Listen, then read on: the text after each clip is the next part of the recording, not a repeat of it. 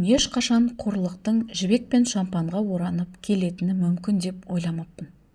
Әңгімені соңына дейін тыңдап, каналға тіркелуді ұмытпаңыздар. Міне, мен жалғыз ресми көйлегімді киіп, кіші сіңлімнің үйлену тойында 3-ші қатарда отырмын. Өзімді осы мінсіз жарқыраған қонақтардың арасында байқалмай қалуға тырысып отырмын. Ұлым сырым қасымда, кішкентай костюм киіп алған. Ол костюмге мен 2 айлық еңбек ақымды жинап әрең алған едім. Ол соншалықты мақтанышпен отырды, өзін осы отбасылық қуаныштың бір бөлшегі ретінде сезініп. Шынымды айтсам, мен де дәл сондай үмітпен келген едім. Ал Қорлан сіңлім залды кино жұлдызындай шарлап жүрді. Әрқашан оның бойында сондай жарқыраған қуат болды. Сұлу, сүйкімді, бәрінің сүйіктісі, әсіресе анамыздың. Комплименттер оған, ал мен салыстыру үшін ғана болдым. Жарық әрдайым оған түсетін, ал мен көлеңкеде өмір сүруге үйрендім. Соған қарамастан мен бүгін осында келдім. Жымиып қол соғып, олардың қуанышына мәз болып отырдым. Жұрт қарағанда, әпкеңіз бе, 8 жастағы балаңыз бар деп айту қиын екен, деп таңырқаса, дауысымды сабырлы ұстауға тырыстым. Сосын сөз сөйлеулер басталды. Алдымен күйеу жігіттің досы әзіл айтып, жұртты күлдірді. Кейін Қорлан сөз алды. Мен одан жүректен шыққан жылы сөздер, махаббат пен бала күндер туралы естимін деп күттім. Бокалымды көтеріп дайындалып отырдым, бірақ мен тағы қателестім. Қорлан бокалын көтеріп, нұрланып сөз бастады. Баршаңызға келгендеріңіз үшін мың алғыс білдіремін. Бұл мен үшін үлкен қуаныш. Әсіресе менің үлкен әпкеме арнайтын сөзім бар.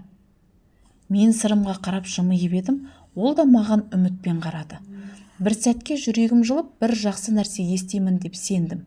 Бірақ Қорлан сөзін жалғастырды. Ол мен үшін әрқашан үлгі болды. Жалғыз басты ана, күшті, тәуелсіз, және енді ешкімге керек емес адам. Зал күлкіге қарық болды. Жүрегім зырқ ете қалды. Құлағыма сенбей өзімді жұбаттым. Бірақ Қорлан әлі де мейірлене күліп тұрды. Бір ғажап әзіл айтқандай. Кейбір қонақтар ұялып қалды, бірақ көпшілігі одан сайын дауыстап күлді. Бокалдар сыңғырлап жатты. Мен қайда қарарымды білмедім. Құлағымда жүрек дүрсілі жаңғырып, дем ала алмай қалдым. Сырым жеңімнен тартып, анашым, ол неге сені солай айтты деп сыбырлады. Жауап беріп үлгерместен анам сөз бастап, иә, бұрынғы тауар, бірақ жасына қарамай әлі де жаман емес қой, деді. Зал тағы да жарылып күлді. Мені ескі тауарға теңегеніме сонда? Бұл күлкі менің жүрегімді жаралады. Олар мені енді отбасының мүшесі ретінде емес, мазақ етіп қарады. Мен орнымнан қозғалуға да батылым жетпеді. Бетім дуылдап, көзіме жас тығылды. Бірақ мен жыламауға бекіндім. Ұлымның көзінше, олардың алдында емес.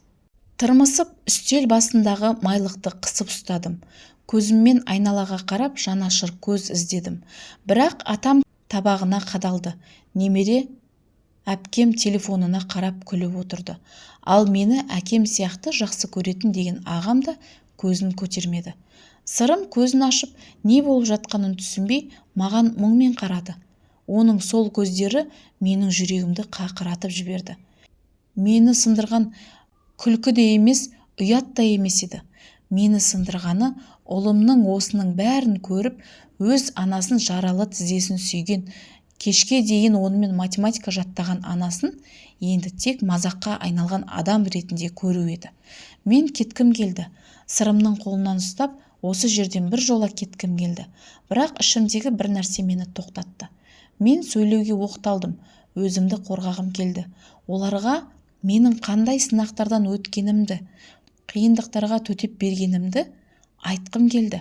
Бірақ ернім кеуіп кеткен, тізелерім үстел басында қалтырап тұрды. Әлі бір қадам жасамай жатып, кенет орындықтың сырғып кеткенін естідім. Досжан Қорланның мінсіз күйеу жігіті еді. Орнынан баяу көтерілді. Оның жүзі тым салмақты еді. Ол Қорланға да, қонақтарға да қарамады. Бірден мені іздеп тауып, тура көзіме тіке қарады. Оның жанарындағы бір нәрсе бүкіл залды тыныш қалдырды. Сол сәтте мен түсіндім, қазір бір нәрсе болатынын. Бірақ бұл құтқару да, жанжал да емес, әділеттің орнауы болатынын сездім.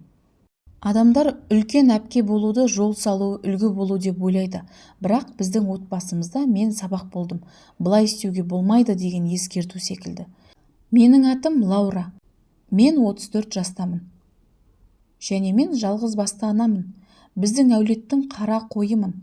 Мен қаланың шетінде ұлым Сырыммен бірге 2 бөлмелі шағын пәтерде тұрамын. Ол 8 жаста. Сырым менің өмірімдегі ең үлкен бақытым, менің ең жақсы жетістігім. Ол мені алға жетелейтін жалғыз күш. Мен 2 жерде жұмыс істеймін. Таңертең жергілікті кофеханада, кешке шағын қонақ үйдің қабылдау бөлімінде. Менің өмірім сәнді емес, бірақ ол менікі. Сенбі сайын Сырымға құймақ пісіріп беремін. Оның жыртылған шалбарына жамау саламын. Ол болса маған қарап, «Анашым, сен менің супер қаһарманымсың» дейді. Сол сөздер маған өмірімді жалғастыруға жеткілікті. Бірақ менің отбасымда жалғызбасты ана болу сәтсіздіктің белгісі іспетті. Анам Бибігүл әр отбасылық басқосуда мұны маған еске салатын. Ол үшін тек сыртқы көрініс пен абырой маңызды. Сондықтан ол Қорланның үйлену тойын отбасымыздың екінші мүмкіндігі деп атайтын. Қорлан менен 5 жас кіші. Әрқашан әдемі, сәтті, бәрін оңай алып жүрген, тіпті бәріне өзі жеткендей кейіп таныта білетін. Ол алтын қыз. Бибігүл оны ерекше жақсы көретін. Қорлан түшкірсе болды, шұғыл оған жібек орамал ұсынатын. Ал мен ауырсам, дәрумен іште, қайғы жасауыңды тоқтат дейтін. Мен 25 жасымда Сырымға жүкті болдым. Ол кезде бір еркекке шын ғашық едім. Ол бірге боламыз деп ант су ішті. Бірақ 5-ші айда үн-түнсіз бірде-бір сөз қалдырмай жоқ болды. Менің отбасым ештеңе сұрамады. Олар көмек ұсынған да жоқ. Тек үнсіздік, үкім және біз сені ескерткенбіз деген көзқарас ғана болды. Бірақ менің қолымда Сырым болды. Ал оны алғаш құшағыма алған сәтте олардың айтқан барлық ауыр сөздері мен үшін жай ғана естілмейтін шуға айналды. Дегенмен жүрегімнің түбінде бір үміт өшпеді. Олар бір күні мені тек жалғызбасты ана емес, сүйіспеншілікке лайық адам ретінде көретін шығар деп сендім. Мүмкін сондықтан да Қорланның тойына шақырту алған кезде барлық күмәніме қарамастан келісімімді бердім. Мені тойдың негізгі қонақтары қатарына қоспады. Есімімді қате жазды. Көйлек жалға алдым, шашымды өзім жинадым. Ал Сырым айна алдында галстугын түзеп, күлімдеуді жаттап жүрді. Өзімді жұбаттым. Бұл мен үшін бір тарихтың жабылуы, бәлкім татуласуға деген үнсіз қадам шығар. Той орны керемет еді. Әр жерде ақ раушан гүлдері алтынмен көмкерілген ыдыстар, шертпе аспаптардан шыққан әуен. Қорлан қас қалпында қалыңдық журналынан түскендей жарқырап, күліп, камералардың жарығында шомылып жүрді. Ол жанымнан өткенде жүзіндегі күлкі аздап дірілдеп кеткендей болды. «Сен келгенсің бе?» деді ол мені көргенде. Дауысы таңырқағандай шықты. Ол Сырымға бір көз тастап, өзі қандай өсіп кеткен деп қосты. Бірақ еш жылулық сезілмеді. Тек жай ғана сөздер, ресми құрмет секілді. Сосын ол қайтадан орталық сахнаға оралды. Ал анам Бибігүл мені тіпті байқамады. Өтіп бара жатып, даяшы көргендей қасымнан үнсіз өте шықты. Бірақ Сырым болса, бақыттан көздері жайнап тұрды. Ол аспандағы үлкен люстраны көріп, «Анашым, мынау ғарыш кемесіне ұқсайды» деп сыбырлады. Ол Қорланды көріп, «Нағыз ханшайым сияқты» деді таңырқап. Оның балалық қуанышын көргенде мен ішімдегі жатсыну мен ауырлық сезіміне қарамастан осында қалуға бел будым. Біз өзімізге арналған үстелді таптық. 9-шы үстел. Дәретхананың қасынан сәл әрірек орналасқан. Мен ішімнен мырс еттім. Қандай кездейсоқ жағдай. Біз салаттар жедік. Сырым шоколадты муспен галстугын бүлдіріп алғанда оған көмектесіп отырдым. Анамның көзіне түспеуге тырыстым және бокалдардың сыңғыры арасында өз атымды сыбырлап жатқан сөздерді естімегендей болдым. Сосын сөз сөйлеу кезектері басталды. Сол сәтте-ақ Мен бұл кештің отбасы бірлігі немесе кешірім туралы болмайтынын түсіндім. Бұл тағы да Қорланның жарқырауының, ал менің оның қалжыңына айналуымның сахнасы болатынын сездім. Бәрі үйлену тойындағылардай басталды. Жылы, тәтті, сәл жасандылықпен. Қорлан мінсіз мүсінін түзеп, шампан бокалын сәндеп көтеріп ортаға шықты. Шашы көйлегі залдағы жарықпен бірге жарқырап тұрды. Бүкіл бөлме тына қалды. Бәрі оның әр сөзін күтті. Ол жұмсақ жымиып, үзіліс жасады. Барлығыңызға келгеніңіз үшін алғыс айтамын, деді ол әдемі үнмен. Бұл менің өмірімдегі ең бақытты күн, және мен қасымда ең бақытты жандарымның болғанына қуаныштымын. Мен арттағы үстелде отырып, өзімді сол қымбат жандардың қатарынан көргім келді. Сырым менің жанымда, орындықтың шетінде аяқтарын ырғақпен сермеп, бүкіл ертегідей атмосфераға бауралып кеткен. Қорлан сөзін жалғастырып, күйеуі Досжан туралы, махаббат пен тағдыр туралы айтты. Мен сәл тынышталып үміттендім. Мүмкін бұл жолы ешқандай мазақ болмайтын шығар деп. Бірақ содан соң оның дауысы өзгерді. Әрине, деді ол арамза күлкімен. Менің әпкеме ерекше алғыс айтқым келеді. Бүкіл залдағы назар бір сәтте маған ауды. Мен арқамды тік ұстап, сыпайы жымидым. Қорлан сөзін жалғастырды. Оның дауысы жұмсақ естілгенмен, сөздері инедей қадалды. Ол мені білетін ең батыл әйел. Бір өзі бала өсірді. Күйеусіз, серіксіз, тек өзі және анда-санда баласын қарап беретін біреулер. Бөлме ішінде бір-екі күлкі ыршып шықты. Ішім тырмысып қалды. Бірақ шынымен айтсам, деп қосып қойды Қорлан. Таң қаларлық қой. Қалай ғана ол әлі де төтеп беріп жүр. Жалғыз басты, ешкімге керек емес ана. Соған қарамастан әлі күнге дейін осында келіп тұр. Биылғы күлкі бұрынғыдан да қаттырақ шықты. Ашық, шынайы, мейірімсіз. Мен ішімді тартып, демімді үзіліп қалғанын сезіндім. Бетім ду етіп жанды. Тіземдегі майлықты екі қолдап, мыжғылап, орнымда тапжылмай отырдым. Мен Сырымға қарадым. Ол қабағын түйді. Жан-жағына абдырай қарап, неліктен бәрі оның анасын келемеждеп жатқанын түсінуге тырысты. Сосын ең қорқынышты нәрсе болды. Менің анам Бибігүл бәрінен қаттырақ күлді. Ол үстелдегі көршілеріне еңкейіп, барлығы естейтіндей дауыспен сыбырлады. Ескі тауар, бірақ өзін қалай ұстауды әлі ұмытпаған ғой. Зал ішінде тағы бір күлкі ду ете қалды. Бұл жолы күлкі ешқандай әдеп сақтамай, бар шынайы қатыгездігін көрсетіп тұрды. Көз алдым қарауытып кетті. Бұл шапалақпен ұрғандай болды. Бірақ ешкім маған қол тигізген жоқ. Олар жай ғана күліп отырды. Бәрі де менің 10 жыл бойы ештеңеге қарамастан баламды абыроймен, махаббатпен өсірген еңбегімді мазақ етуге болатындай қабылдады. Бір өзің өмір сүру, ешкімге керексіз адам болу дегенмен тең еді. Мен төмен қарап Сырымға көз салдым. Оның күлкісі өшіп кеткен еді. Ол маған жақындап сыбырлап сұрады. Анашым, ол неге олай айтты? Бұл нені білдіреді? Мен жауап бергім келді, бірақ сөз таба алмадым. Мен оны бұл сәттен қорғай алмадым. Мен оны біздің отбасының маған қалай қарайтынын жасыра алмадым. Мұндай азапты сезімді жасыру мүмкін емес еді. Жүрегім аузыма тығылды. Мен көзіммен залдан шығатын есікті іздедім. Біреуден болсын қолдау, жетеді енді деген бір ауыз сөз күттім. Бірақ ешкім қозғалған жоқ. Кейбіреулер ыңғайсыздан көздері бокалдарына, тәрелкелеріне, телефон экранына қадады. Тіпті мені бала күнімде кішкентай арыстаным деп еркелететін атам да көзін тайдырып кетті. Ол осында болса да менің жанымда емес еді. Мен тағы да жалғыз қалғанымды сезіндім. Білесіз бе, егер бәрі тек маған қатысты болса, мен шыдауға дайын едім. Мен мұндай қарым-қатынасқа үйренгенмін. Тек Сырымның көзінше осындай жағдайда тұрғаным мені іштей сындырды. Мен орнымнан тұрып кеттім. Басында не айтарымды білмеймін. Мен сахна жасау үшін емес, жай ғана тыныстап алу үшін, бұл бөлмеден шығу үшін орнымнан тұрдым. Маған ауа керек еді.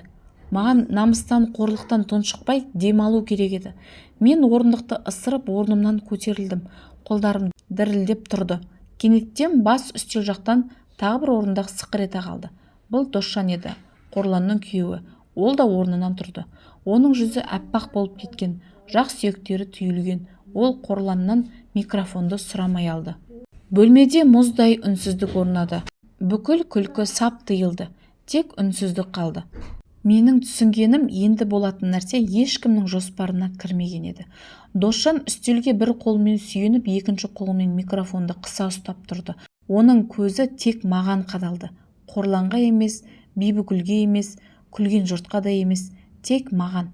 Бір сәтке ол жай қалжыңдап, жағдайды жеңілдетеді деп ойладым.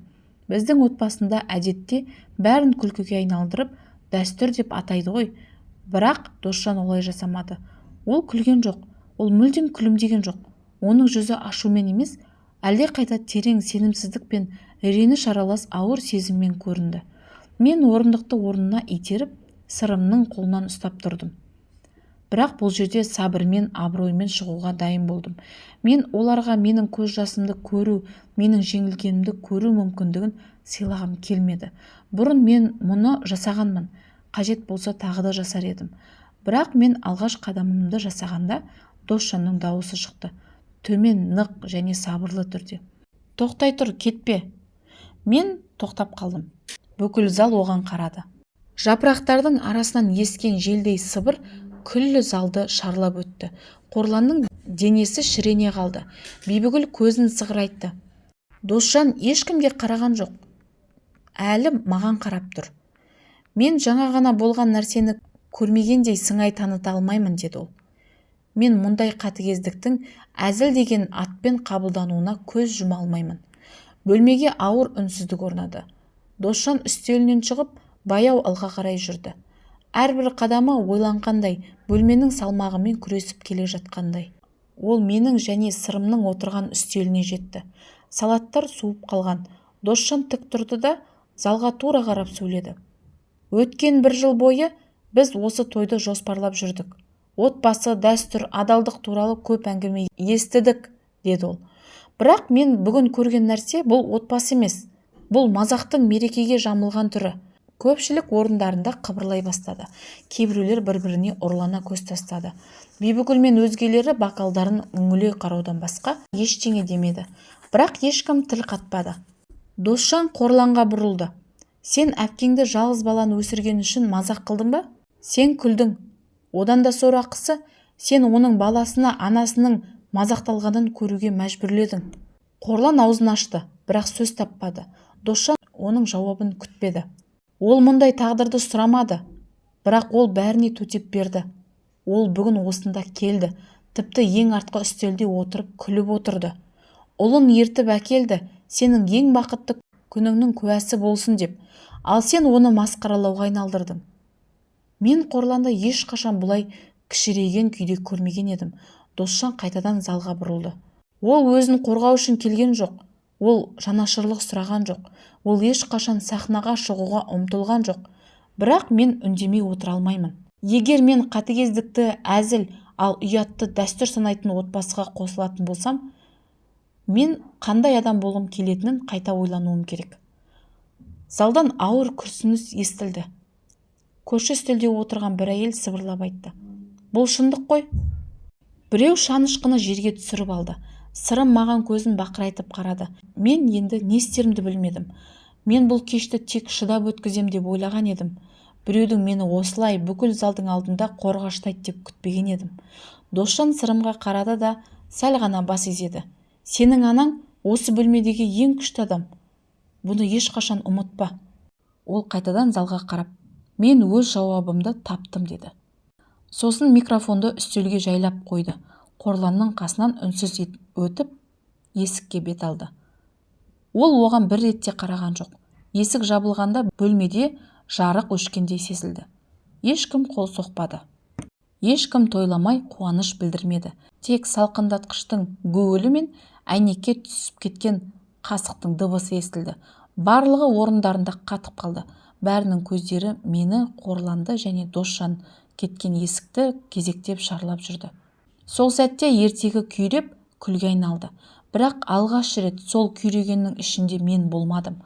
Қорлан басты үстелдің артында тұрып, сол күйі ұрылғандай болды. Оның мінсіз тұлғасы сынғандай, иығы ауыртпалықтан бас иіп, орындыққа құлап түскендей болды. Ол айналасына қарады, Бірақ оған қараған жүздер енді күлмеді. Біреулер шок болды, біреулер ұялып отырды, ал кейбіреулер ашуланды. Бірақ олар Досжанға емес, Қорланға ашуланды. Алғашқылардың бірі болып Бибігүл сөз бастады. Ол орнынан тұрып, орындықты итеріп, артқа тастады. «Рахметсіз бала!» деп айғайлады ол. «Барлық адамдардың алдында масқара қылды. Сенің әпкең сияқты өзімшіл». Бірақ оның даусы енді өзге деңгейде шықты. Залдағы билік қолынан сусып кетті. Оның сөзі ешкімнің жүрегіне жетпеді. Ол босқа айтылғандай болды. Мен жауап бермедім. Әрі қажеті де жоқ еді. Бірінші рет мен оның ауыр көзқарасынан кішірейгенімді сезген жоқпын. Мен сырымға қарадым. Ол маған абыржып қарап тұрды. «Біз кетеміз бе?» деді ақырын. «Иә, балам», деп жауап берді мен оның маңдайын сипап.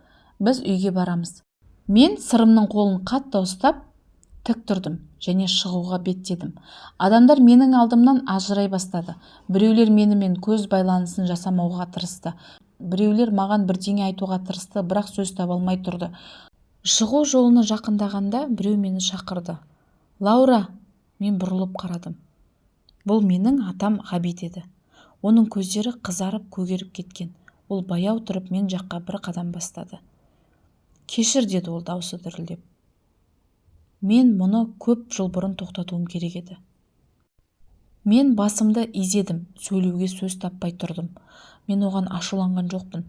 Мен оның үнсіздігіне түсіністікпен қарадым. Өйткені мен осындай жағдайды өзім де бастан кешкенмін. Мен оған ренжіген жоқпын. Бірақ мен олардың кінәсін өзіме алмайтын болдым. Көшеде ауа салқын әрі балғын еді. Сырым менің қолымды қатты ұстады. Той аяқталды, мен оған қарадым. «Иә», деп күлімсіредім. «Бұл той осылай болуға тиіс деп ойлаймын». Біз үйге қарай тыныштықта жүріп келдік. Келесі күні таңертең мен бірнеше телефон қоңырауларынан ояндым. Белгісіз номерлерден қоңыраулар, жақын туыстарым, тіпті тойда аздап таныс болған қонақтар. Мен олардың барлығын елемедім. Телефоныма қайта-қайта шалды. Бұл менің тойда болған досымнан келген хабарлама еді. Біреу видеоға түсірген. Досжанның сөзі. Ол әлеуметтік желілерде жүрді. 50 мыңнан аса қаралым болып қойған. Пікірлер де бар. Халық қолдап жатыр екен. Мен видеоны көрдім. Міне Досжан тыныш және шешімді түрде бүкіл зал алдында тұр. Ал мен кадрда қатып қалған күйде оның қолын ұстағаным көрінді. Пікірлер толы қолдау сөздеріне толды. Бұл нағыз батыр. Ол ең жақсыға лайық. Мен көзіме жас алдым.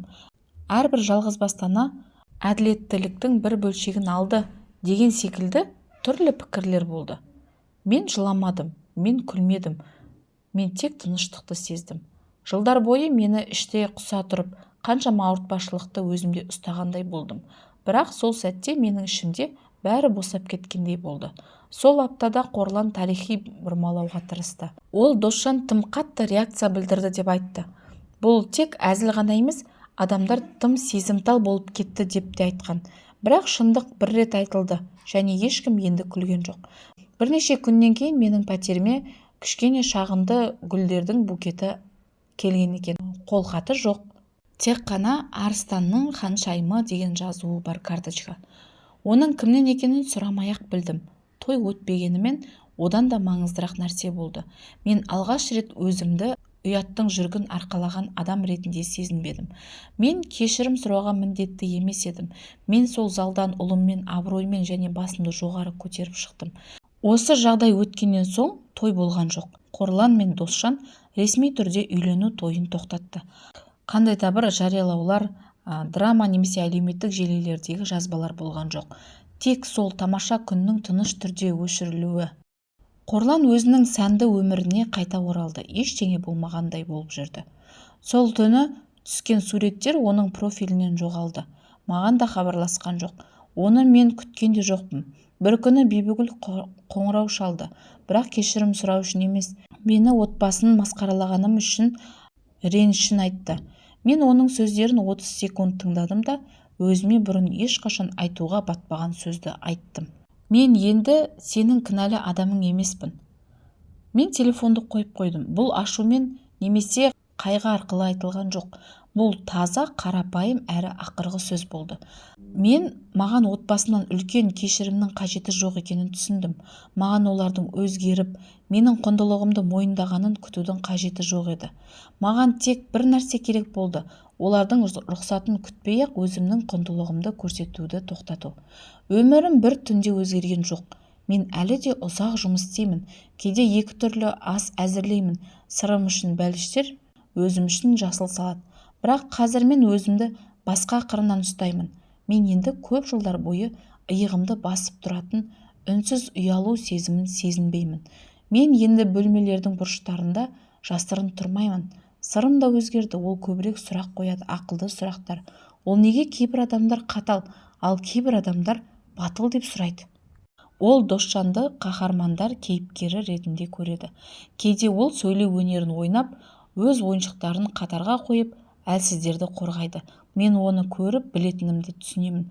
Ол сол түні не болғанын көрді.